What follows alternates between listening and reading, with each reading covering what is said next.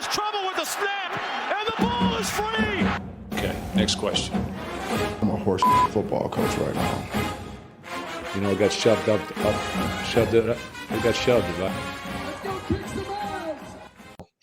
Yeah, I mean, we might as well just get into the coaching, the coaching stuff now. I mean, yeah, I'm racking my brain trying to figure out a way we beat Indiana on the road.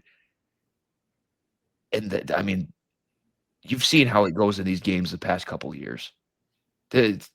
Indiana is up at that level of those Washington teams we got crushed by. I mean, we were getting crushed by the Rutgers of the world now. Like, we've really had like a tear down. We got crushed by UCLA on homecoming. Yeah, okay. We've really seen the decline. Like back 2017, it's getting blown out by national title contender Ohio State. Sucks. Whatever. We say this. Then Rutgers last year. Indiana, who was great but not elite. Now 1-4 teams just crushing our souls. We say this a lot, but I just want a freaking pulse. Somebody show some life in there. Maybe you got to die first and bring in somebody who has some life. I don't know. But whatever it is, I want somebody, you know, like when we hired D'Antonio, you could tell he was somebody who got it. He was somebody who wasn't tolerating any nonsense. And when you looked at the numbers in his first couple of years, he quickly was able to show progress and have, you know, a 9-win season in the first 3 or 4 years. This team feels like it's been going backwards since he left. Yeah, I mean, it is unfair to Jonathan Smith. I mean, he's having to coach during a Dodgers playoff run. That's got to be really like that's taking up his Saturdays. Like, you got to think about that kind of stuff too. You know, he's got that on the tablet on the sideline. Come on. The second he made that quote, we should have just said, okay, we can. That our playbook is Dave Roberts putting Freddie Freeman up at the plate. Yeah. And then we got man. I mean, we didn't even break. James Franklin got fired right after we were finished recording on Sunday. Yeah. I mean, we might as well just say, I think we might dive into that. It's more interesting than the game is going to be. Yeah, I mean, we're in full coaching carousel season already. It's like the NFL draft. We're just into looking at who's going to be our coach next year. I feel like I'm back watching the early 2000s Lions and their first overall, second overall, third overall picks, and then just swinging and missing again. I just feel like it's never felt more imminent. I've never seen a deader man walking as a coach. Like, even Matt Patricia, remember, like, when he got fired after Thanksgiving, it was like, that makes sense. But like, I didn't go into that game saying like, okay, is this going to be the one where he's fired? Like, I don't know. This just feels like, okay, please just get him out of here. It's just, with the Franklin day, it's extremely telling that, one, I believe that's the second highest buyout ever for a fired coach behind Jimbo Fisher. Mm-hmm. It is. Jimbo Fisher went like 3-9 the last year he was at Texas A&M or whatever. James Franklin was in the college football playoff last year, and 2 weeks ago took a top 3 team to overtime. And he was the number 2 team in the country. Yeah, he was the number 2 team in the country. And now we're talking about he's out on the street after 12 years of a program. I get that they were tired. I mean, you got to put it in the context. They were tired of him losing all those big games and everything, and that makes total sense.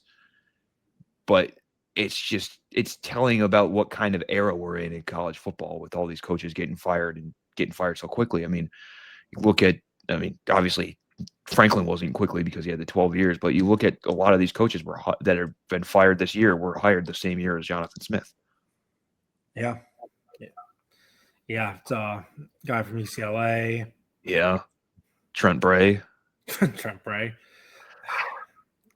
I mean, it is the perfect opening for Jonathan Smith to go back to Oregon State. I don't know if they want him anymore because. That's the thing. Like, I was listening to Valeni today, and you might have. I'm sure you heard this part. He was talking about how Jonathan Smith burned all his bridges on the way out, so there's no way they're going to take him back.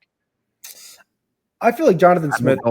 I don't know if that's true, but yeah, I think I see Jonathan Smith at UNLV next year or New Mexico. Those Trade UNLV for Dan Mullen. yeah.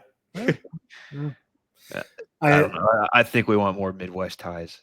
Yeah, I think hands up until last week, I did not realize how big of a deal Midwest ties were. Yeah. Well, I think when we were talking about the coaching search last time, none of us cared about we cared if there was somebody with ties on the staff, but we didn't care how much the head coaching hire had it. We were like, oh, national recruiting footprint, all that kind of thing. I mean, we're talking about him like he's gone. He hasn't even been fired yet. But I mean, well, we all expect it to happen at this point, I think. Yeah, I mean, I don't even know. I don't know how you rebound from where they are right now. That's my whole thing. 9-3, like we're not going 9-3. Not the way they've been playing. And even then, we just need so. I don't even. 3-9, I would believe. Yeah, I mean, I don't even. It's almost. I don't even know if the coach is the most important thing. We just need whoever it is.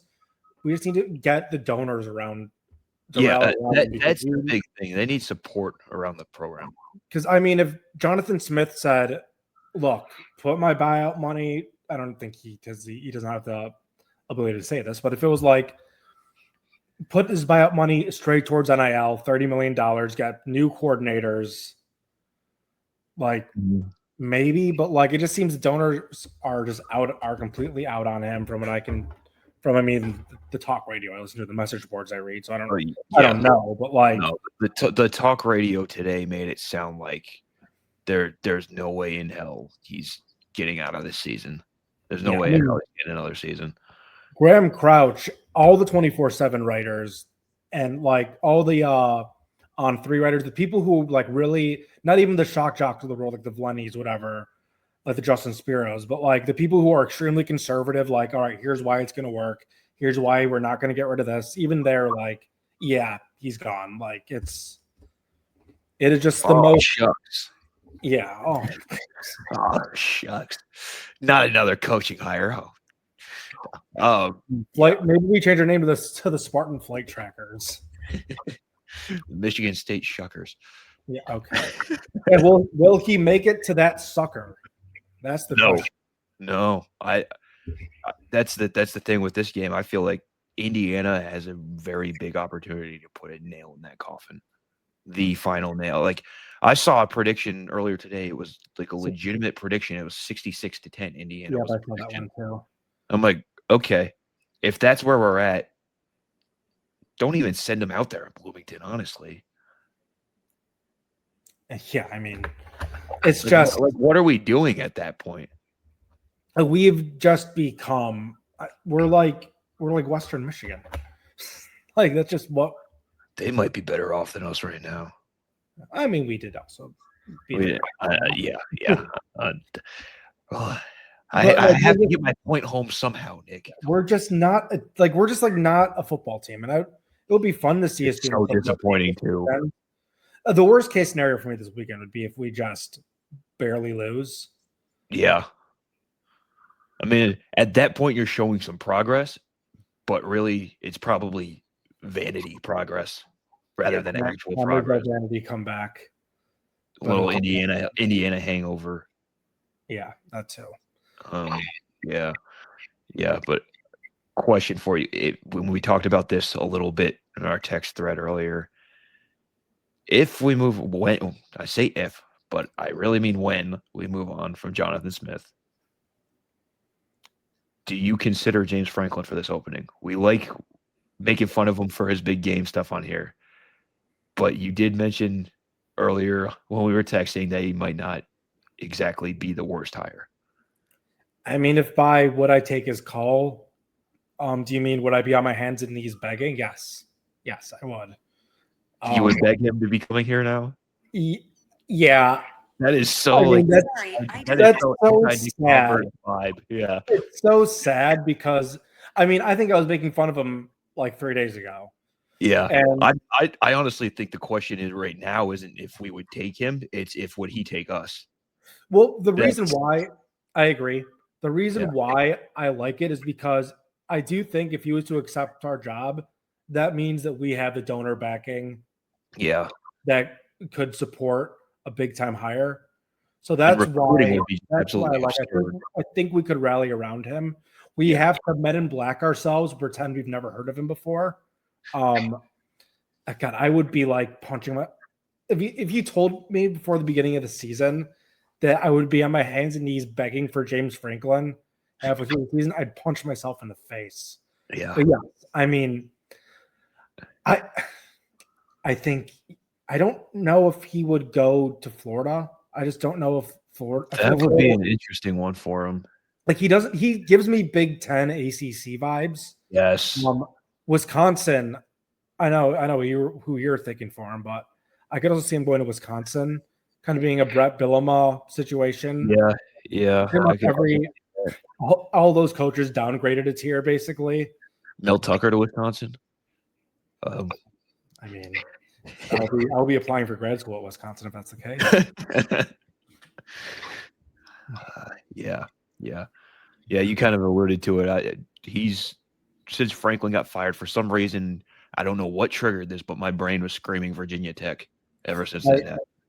I can really picture that now. It's I can really picture him in like the maroonish purple. Yeah.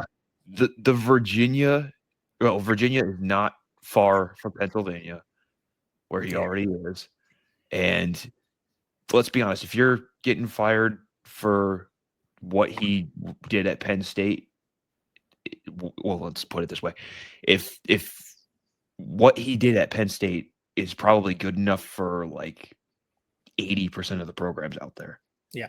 Not good enough for the top tier Big Ten teams, and it's not good enough in the SEC. I have a twist. Okay, hold on.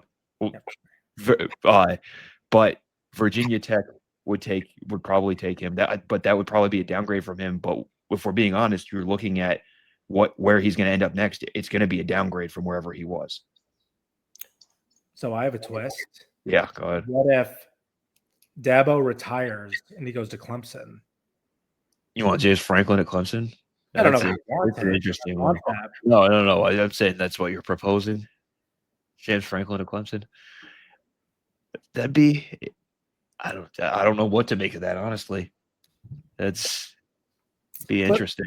Just clip this, save it for later. We'll revisit in December. Fair. Any other coaches you want to talk about here? I won't bring up the UAB coach. I don't want to violate. You don't need to say that on the air. Yeah. I don't know. Oh, we already brought up Trent Bray. Yeah. No, I think I guess James Franklin's the big one. Bray was the other one that was fired on Sunday, right? Yeah. Okay. I can't believe Luke Fickell hasn't been fired yet. Like, dude, I thought he was next. Jonathan Smith feels more fired than Luke Fickell, and Luke Fickell should be fired. I think those two are right there, and there's a third one that for some reason is escaping my mind right now. You might. I mean, Valenti talked about him today. I can't remember who it was. Do you? No, it was SEC. Yeah, it was definitely SEC. Oh, it was Napier. It was Billy Napier. Oh yeah, I mean he's duh. I was in Florida earlier. Yeah. Sunbelt Billy might be out of there. Not might be. They're done with him. The few Florida fans that I know are done with him. Yeah, maybe we'll see James Franklin down at Florida State. Maybe we'll be Willie's neighbor. Oh, he was saying that he thought Mike Norvell at Florida State was done too. I've read that a lot. Yeah. Too bad we don't have Willie on here right now to comment. I know. That would help. Yeah, he'll be able to give us the pulse on him next time.